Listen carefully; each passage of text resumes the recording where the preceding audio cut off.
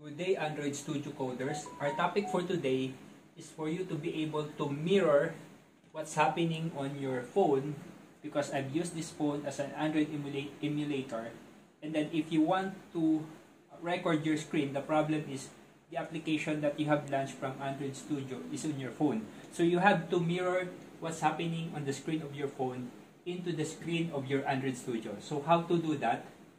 Just have to click this hamburger button here and then go to settings and then go to device mirroring and click here activate mirroring when launching an app on a physical device.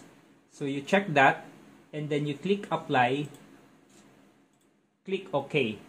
So now this is already set for wireless debugging.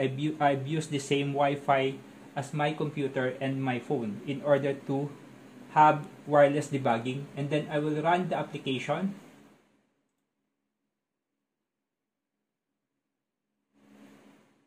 Okay, it's running now. So my phone would show or launch the application. So it's here. This is the Android application and it's now mirrored on the computer.